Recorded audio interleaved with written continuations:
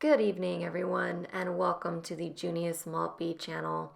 Now, rest assured, much of this video will be presented to you by Junius.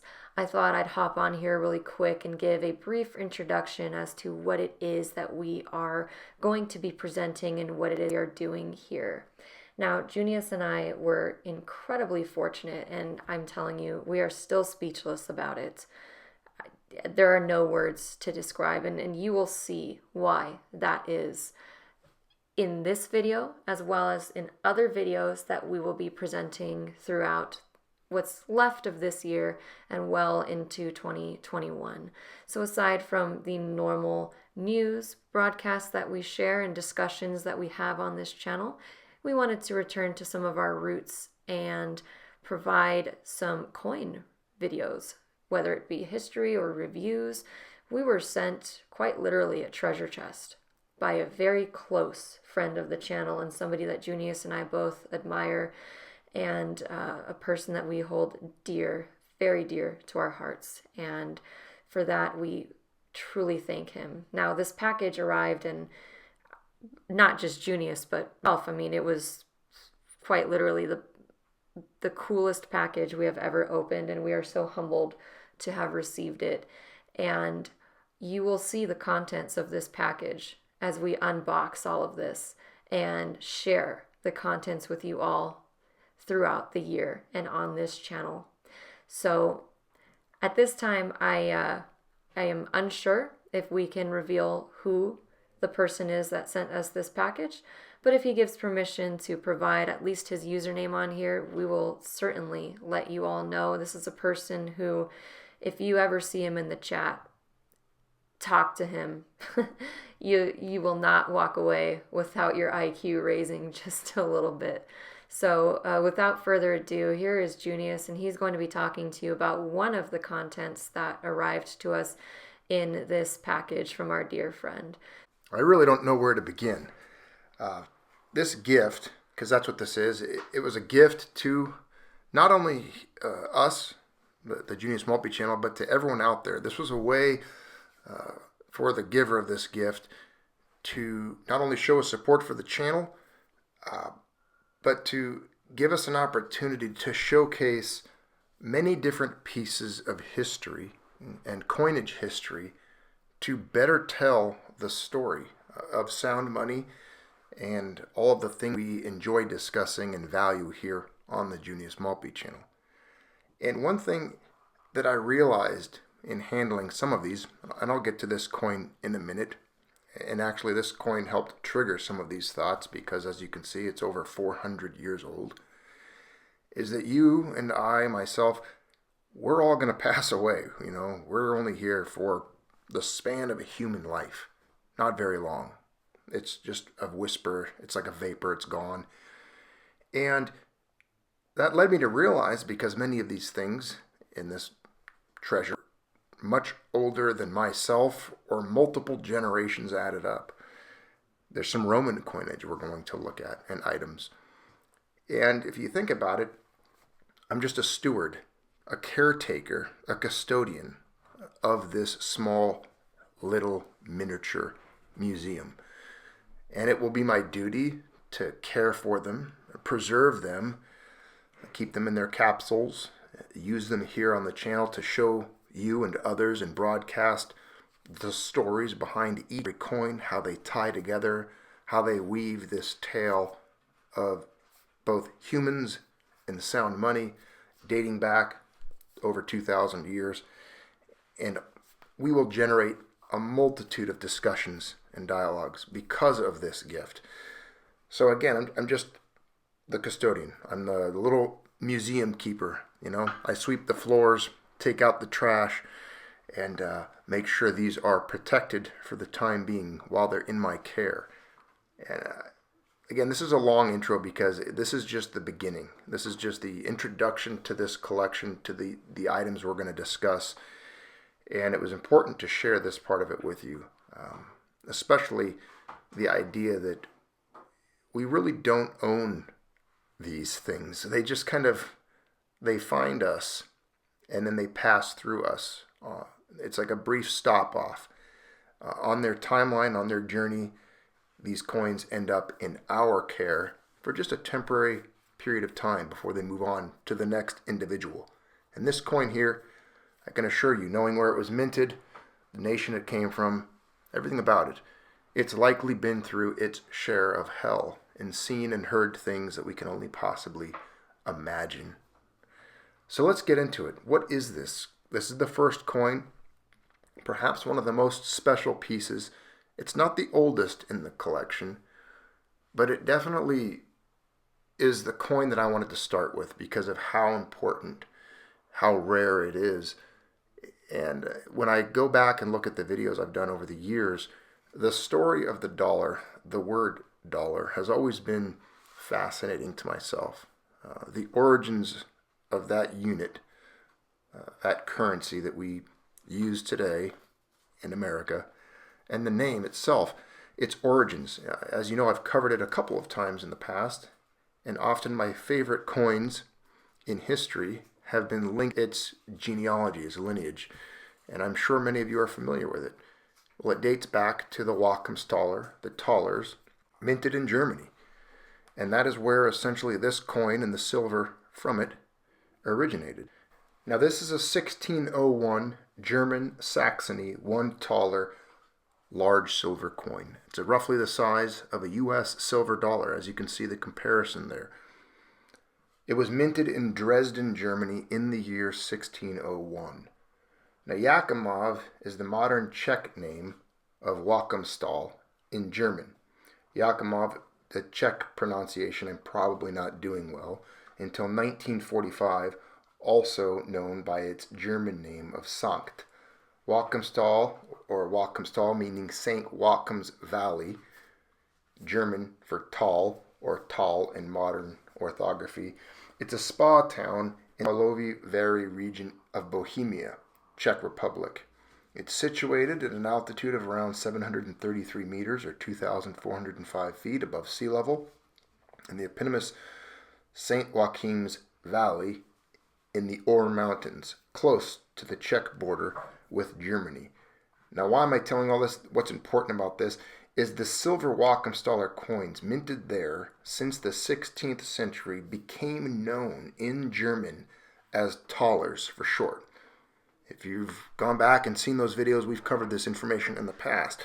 This time it's a lot more personal. The Joachimsthaler is like it was the starting point for, and it set in motion world coinage and essentially one world currency if you follow the story all of the way to the United States up until even about 1853. Again, this is kind of when large silver coins of this size, this denomination, this weight and purity really came on the scene. Now the silver Joachimsthaler coins minted there, again, since the 16th century, for short in German, they were just referred to as Thalers. Now in the Dutch, there were similar coins minted, and there they were referred to as daalder, D-A-A-L-D-E-R's, or daalder, D-A-L-E-R. And that was the etymological origins of the currency name dollar. It makes perfect sense, and I'm sure you can hear it immediately. So this German dollar, or Thaler, this Thaler coin, the silver from it was very close and likely came from the exact same source of the original silver that was used in 1518 for the very first Thaler coins minted. You can be pretty sure of that, being that this coin was minted only about 59 miles away in Dresden from the historical Joachimsthal silver source, the mines of where the original Joachimsthalers originated. So very historical. This coin has been on quite the historical path. Now let's talk about the imagery on it and a little bit more of the numismatic details of this coin that you can see before you. Now again, the year was 1601, Saxony, Christian II, and this is the large Three Brothers Thaler coin. Obviously the mint year 1601. I've mentioned the location is Dresden. The mint master, Hans Beiner, HB. The denomination for this is just a silver Thaler, or a Reichsthaler. Now the reference for this coin would be Davenport 9820, or Schnee 754, or if you wanted to look it up in the KM-MB, it's number 314. The rulers were Christian II with Johann, George, and Augustus, and Friedrich Wilhelm of Saxe-Altenburg as regent. The weight of this coin is 28.82 grams with a 40 millimeter diameter, and the material, silver. Now the obverse of this splendid coin is where it gets its name. The three brothers, co-ruling brothers, facing the date 1601, and the legend split by orb above. And then you can see the names. The legend is Christian, Johann, George, et Augustus. Now the reverse of this coin would have really got me as a little boy, because I had this thing for knight helmets and coat of arms. Everything that this reverse has on it was something that would have excited me when I was a young boy, then a collector. And I didn't know this coin existed back then. I just wasn't as exposed to world coins as I could have been. Now the reverse of this features a coat of arms of Saxony, topped by 3 tournament helmets. You can see those 3 knight helmets on the top. Now those are the tournament helmets of Saxony, Thuringia, and Meissen. And in the comment here is the mint master's initials HB, Hans Binder, is in the upper right field between the helmets. And the legend is Frat et Divi ses Sachsen.